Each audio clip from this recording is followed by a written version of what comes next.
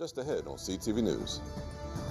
County Executive Aisha Braveboy signed an executive order in an attempt to block ICE in Prince George's County. I'm Jonathan Hunter. Coming up, I have details on an executive order she signed. And County Council member Edward Burrows is looking to add a statute of limitations to mortgage foreclosures. It's so important that we take a more aggressive approach at protecting homeowners from predatory practices from lending corporations and institutions. Plus, County Council member Wankia Fisher stops by the CTV studios to discuss her new missing person report bill, Takara Rosa's Law. These stories and more on CTV News, starting now.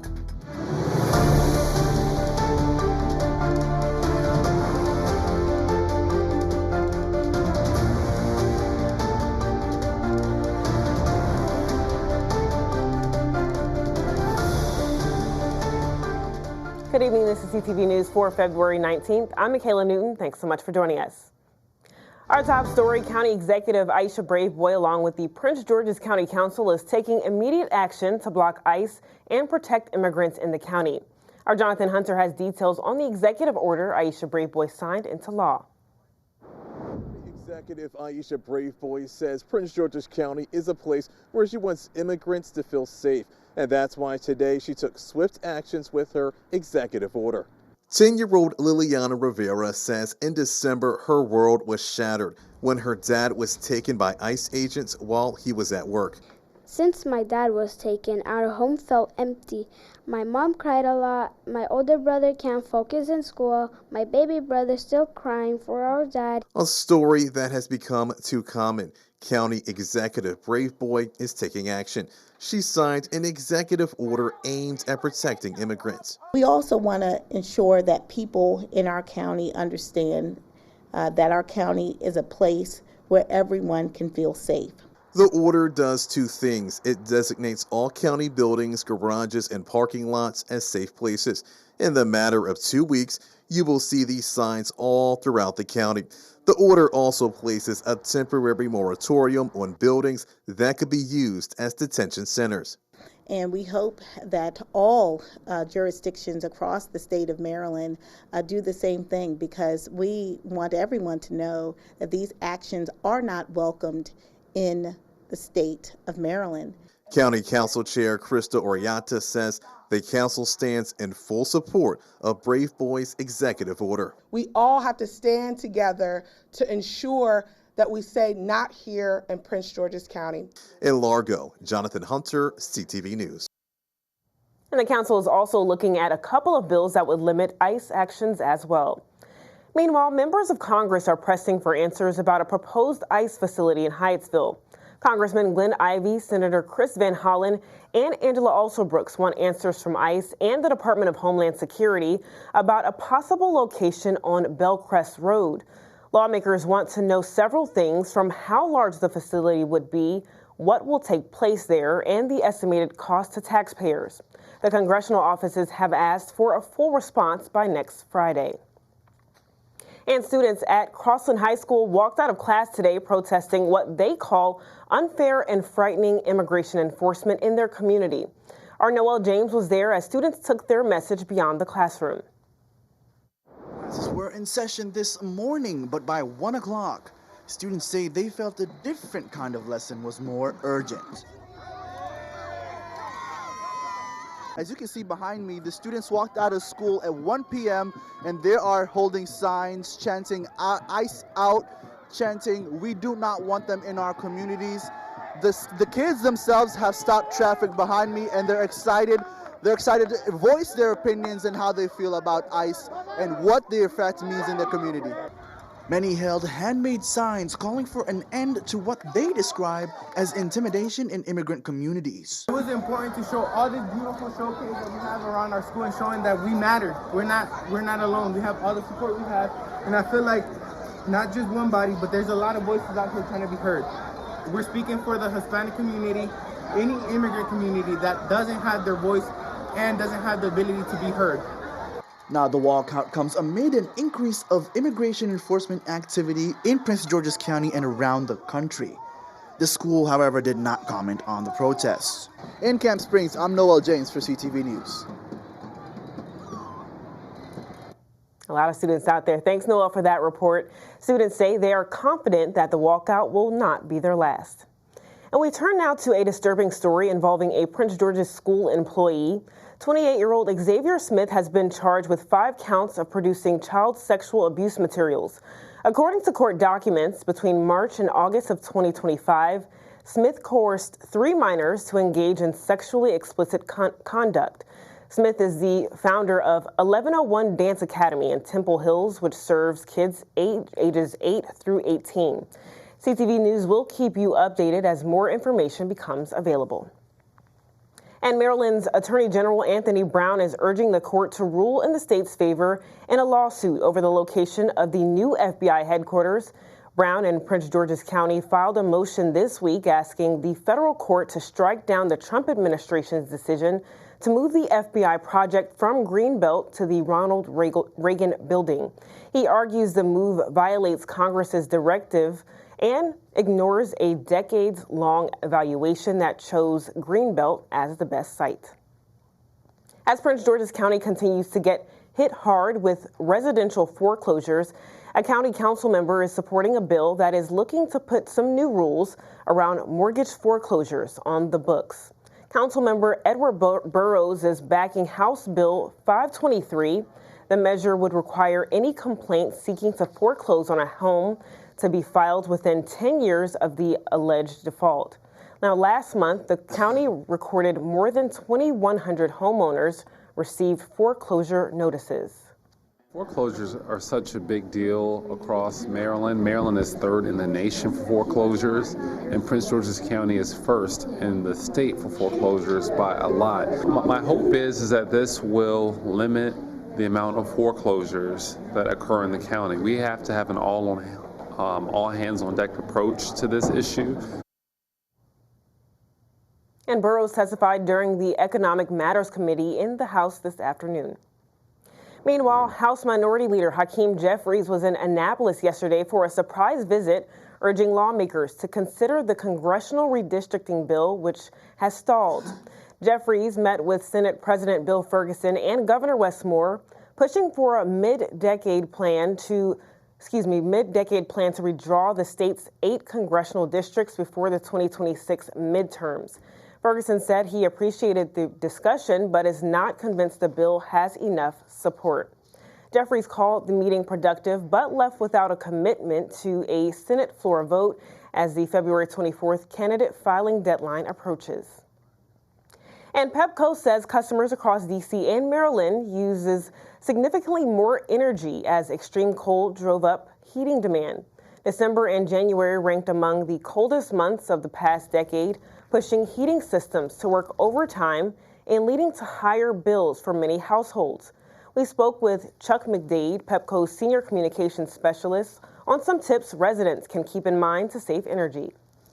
Those small tips that you can do around your home to lower your usage, obviously the thermostat is the biggest driver. So I think a lot of folks think, okay, well, if I set my thermostat at 68 during this cold spell, that's going to be enough. But that's not always the case, because when it gets really cold, you're just going to want to lower it even more, because whatever the outside temperature is, your thermostat and your HVAC are working to keep your house warm. So you need to really adjust your thermostat when it gets warm or when it gets cold to find that sweet spot for you.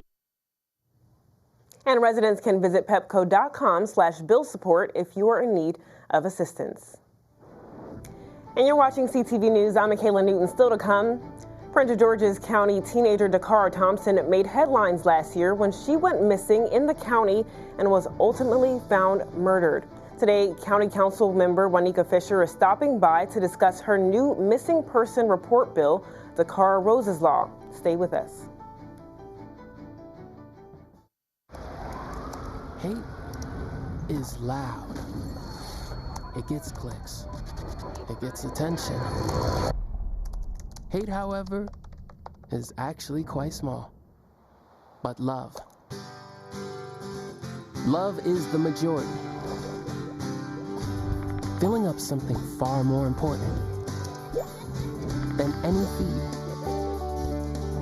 Love fills our hearts, our lives, our every day, with understanding empathy, and compassion. Leaving hate to become what it truly is, a whisper.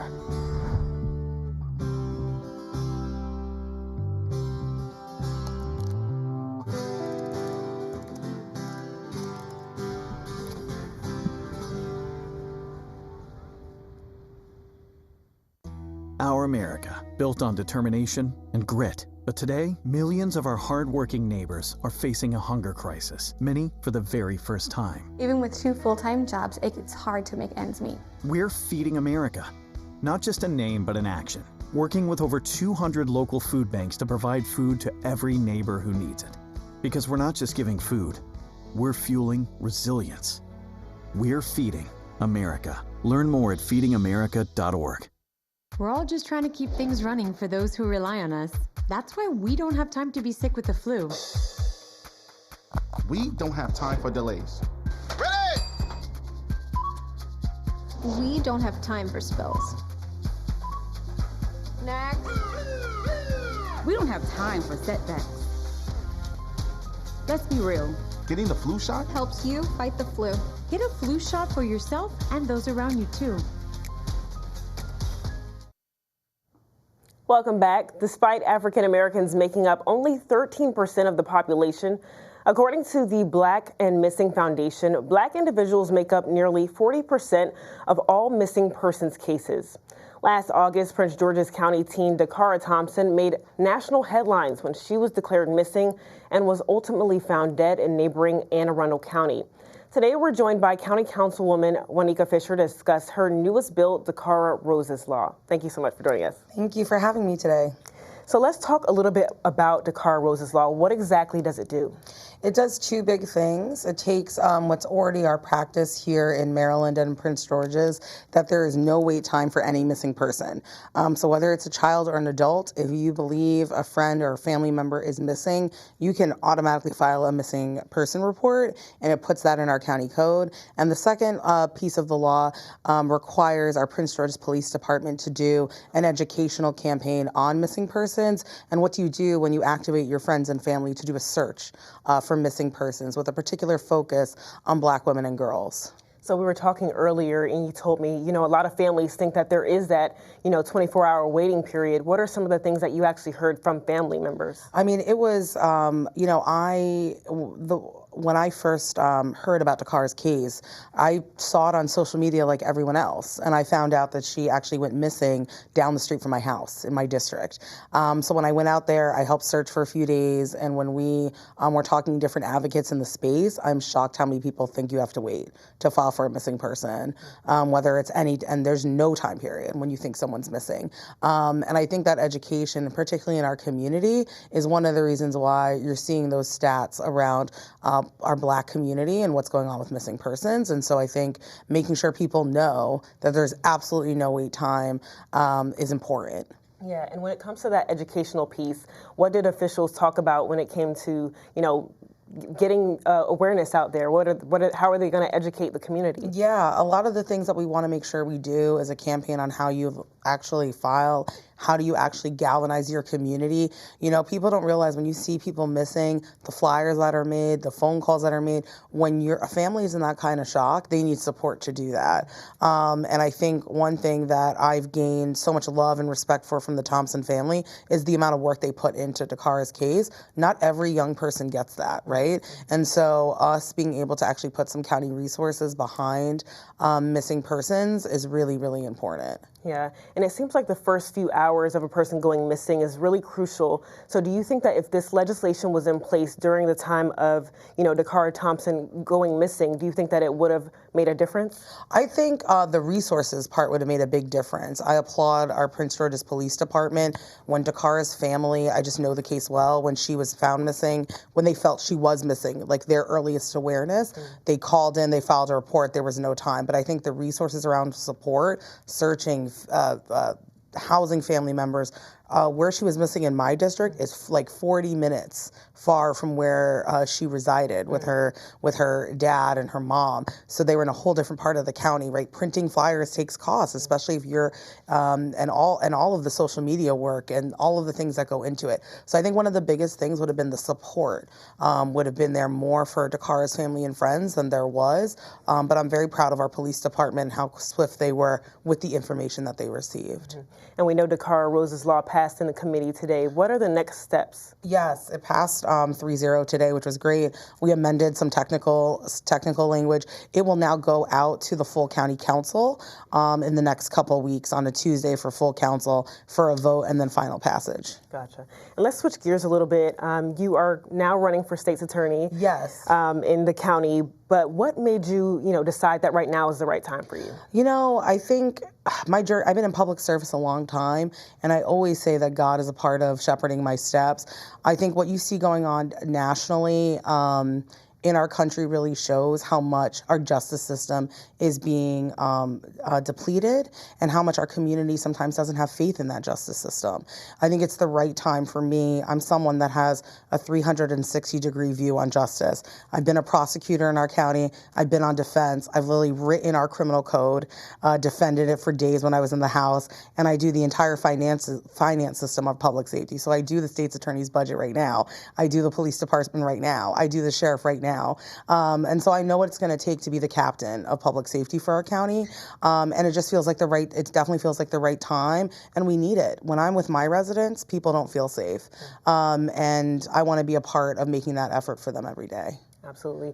And so another question that I wanted to talk about is just the fact that we've seen a lot of, musical chairs when it comes to the county council. Yes. If elected, we will have another seat that we would have to fill. What is your message to voters that feel like they're a little frustrated when they have to now vote for someone new in the county council? Well, I'm running in the regular election, so there is nothing to fill. My seat will be up the same time you vote for governor on down regular. So I'm the council member of District 2 till December 26th. I know there's a few candidates to replace me for District 2, so there is nothing different with me running for state's attorney. I've never been appointed to anything in this county. I've earned my vote every single time, and that's one of the reasons why I didn't put my name forward for the appointment for the acting state's attorney role. I didn't want to cause another special election. I didn't want to cause more money, right? And so I decided when state's attorney was open to run clean and actually not leave my council seat. I'm running clean in the regular cycle. So I'm not causing any appointment or special election to the council. All right. Councilmember Wankia Fisher, thanks so much for joining us. Thank you. All right, for more tools, resources, and information on missing people of color, visit blackandmissingincorporated.com. And still to come on CTV News, a new bill is aiming to keep cell phones out of the classroom. Find out how lawmakers believe the multiple ways it'll help students. We'll be right back. When a child is fighting a critical illness, there's one truth that touches us all. Every child deserves a childhood. A wish is more than one joyful moment. It sparks a ripple of hope that transforms communities far and wide, even yours. When we grant wishes together, we unlock something bigger, an irresistible movement of kindness, strength, and unity, a spark that uplifts us all. The whole spirit of what Make-A-Wish is and does, that isn't just life-changing for one individual or one family. That is world-changing. Become a wishmaker today and be part of a journey that truly changes lives. Welcome back. Maryland lawmakers are moving closer to keeping cell phones out of the classroom. A bill heard this week would require schools statewide to adopt bell-to-bell phone-free policies, aiming to cut distractions and boost learning. Supporters, including parents impacted by cyberbullying, say limiting phone use could also improve student safety. Prince George's County Delegate Adrian Boafo told lawmakers phones are a distraction and force teachers to compete with constant notifications. Here's the reality. In Maryland, we have made such a significant investment in education. We've made such a significant investment in our educators. Why would we throw that all away because cell phones are disrupting what a lot of folks are coming to the classroom to do, be passionate teachers and educators, really engaging with students. And so we know our educators are really excited about this bill. And more importantly, our young people are as well, right? They want to be able to have that freedom from phones in the school setting as well. The measure now heads to the Senate for further consideration. And state lawmakers address the major shortage of school psychologists in Maryland public schools. Lawmakers heard testimony this week on legislation that would make Maryland part of an interstate licensing compact, making it easier for school psychologists licensed in other states to work here. Advocates say Maryland has roughly half the number of school psychologists recommended, leaving many students without mental health support. Now, with no one testifying against the bill, it is now moving forward in the legislative process. And cardiovascular disease is the #1 killer of women, but Black women are being impacted at a higher rate. According to the American Heart Association, cardiovascular disease is the leading cause of maternal death for Black women. The group also reports that only 25% of Black women have their blood pressure under control, and 57% of Black women are obese. Dr. Stephanie Hack says pregnant women who develop gestational diabetes or preeclampsia can increase their chances at developing heart disease later in life. Heart-healthy diet, which is whole foods, fruits, vegetables, lean protein, healthy fats, is good. The recommended exercise is 150 minutes a week, so 30 minutes 5 days out of the week. Those are all very good things. Reducing your stress, getting enough sleep, also very important. And Dr. Hack recommends that women who have a strong family history of heart disease need to pay attention to possible symptoms like high blood pressure and diabetes. And 38 hospitals in Maryland received multiple honors from the American Heart Association. The AHA's Get With the Guidelines Achievement Awards recognize hospitals that deliver care fully aligned with the latest scientific evidence and national clinical guidelines. A few area hospitals that made the list include Luminous Health Doctors Community Medical Center, the University of Maryland Capital Region Medical Center, and the Johns Hopkins Hospital. And business owners, listen up. Today, County Executive Aisha Brave-Boy officially opened the Supplier Opportunities Access Resource Center in Largo. The Source Center will serve as a one-stop shop for businesses offering services like vendor registration, certification, and more. Ariel Douglas, Executive Director of the county's Office of Procurement, calls it a, quote, bridge between businesses and the county. This is a place where businesses can come, receive hands-on, in-person support, and leave with a clear understanding of the path forward. And in many cases, you can actually leave as a registered vendor with the county on site that day. So at the core of the center, we are creating accessible pathways for businesses to be successful here in Prince George's County. We provide direct assistance with vendor registration, guidance on how to obtain county business certifications, and helping businesses understand how to navigate the county's procurement processes. And to learn more about the Source Center, visit PrinceGeorgesCountyMD.gov. Sphere Entertainment is projected to generate big bucks for Prince George's and the state. An independent study completed by Ernest Young anticipates the Sphere National Harbor could bring in $1.3 billion annually to the county. The state could also rack in $1.5 billion annually. During the construction period, which could take 3 to 4 years, the project could create 3,300 jobs. Now seeing with the Sphere that even the initial expectations, and you'll hear more about that later on, that we continue to see that once completed, that we are going to have 7,100 jobs once operational. That now is expected to be greater than $1.3 billion annually that the new Sphere is going to generate. And the report shows that the project could bring in a whopping $63 million in annual tax revenue for the county.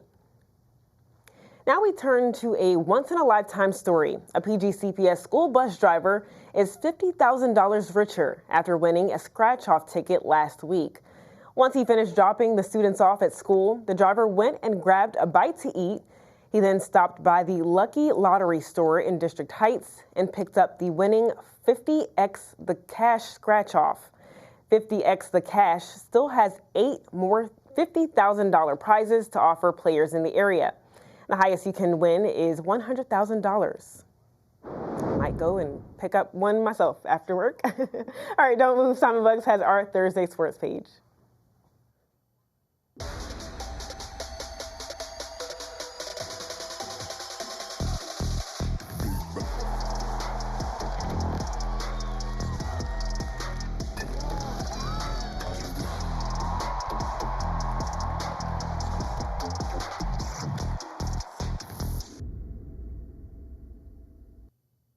Hey everyone, it's time for your Thursday sports page, and we continue my coverage of the state track and field championships as the best track and field athletes from Class 2A and 3A schools faced off yesterday.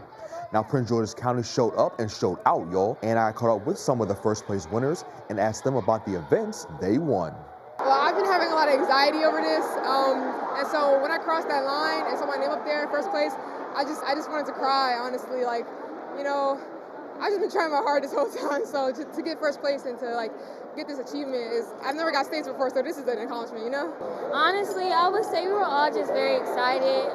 We were just happy all our hard work paid off, because, you know, we worked really hard at practice, and I wouldn't say we're really that surprised, because like I said, we know we work hard, and yeah, we were just really proud of ourselves. So. I feel like we all really put it to God, because before we ran, we all put it together, and when I see me ran 144, it was really a blessing, because like this was our first time running for indoor for this season, so I'm really excited for the rest. I was really excited. Knowing that we all like worked hard for this was just really like to see us, and the work that we did pay off. It was very nice to see that. I was very excited because I felt like I tried my best, and I've watched all my teammates like work to get here, and so the fact that we PR'd today just made me really happy. Coming to the race, we've been practicing real hard. I was happy, not nervous, not happy. I was happy for my guys. You know what I'm saying? This is a big accomplishment. I was really happy for them. You need endurance, so I was working on my endurance that whole week, preparing for this race, specifically this race, because I know coming in this race, we had a lot of 103s, 104s, 106s, so I had to persevere and work on my endurance. I mean, I think everybody in the building seen how my reaction was. I was so ecstatic. In fact, in the video, if you see me, I was so happy that I have ran. After the race, I jumped over the barricade. I was so excited. Like, it was so much going on in my mind. I came out and I won regional champs, and now I'm a state champ, so I'm just all glory to God, man. 300, I already knew I was going to get first place, so I was really shocked. I was just trying to PR in this track, and then, yeah, I did that. And then the 500, I know I had competition, but I still knew I was going to win. And I PR'd here, and, you know, I wasn't really surprised. I got to act humble. Moving on to high school basketball, on the girls' side, Potomac High School will be in Oxon Hill tonight, taking on the Lady Clippers, and there will be a clash of the Cats as the Parkdale Lady Panthers will take the court versus the Flowers Lady Jaguars. And moving on to the boys, Eleanor Roosevelt will return to action against Bladensburg, and finally, Duval will be back at it against Northwestern. And that is your Thursday sports page. Simon Bugs, CTV Sports. All right, thanks, Simon. Now let's take a look at our 3-day weather forecast. Tonight, expect more rain and patchy fog, so be careful out there on the roads. Tomorrow, it'll be 55 degrees, and we have some rain on the way, mainly before 1 p.m. Saturday is going to be partly sunny with a high of 53, but get the shovels ready. We have a 30% chance of snow. Sunday, we have a 70% chance of snow. We'll have a high of 41 and a low of 31. And for our community calendar, do you love to sing or have a great speaking voice? Well, now is your time to shine. The city of Bowie is hosting open auditions for individuals or groups to perform the national anthem and for stage announcers to be the voice of the city during events like the Memorial Day Parade, Bowie Fest, and other special events. Auditions will be held this Saturday at the Ken Hill Center from 9 a.m. to 1 p.m. For more information, contact 301-809-3078. All right, that's all the time we have for CTV News. Thanks so much for joining us. We'll see you again tomorrow. Have a good night.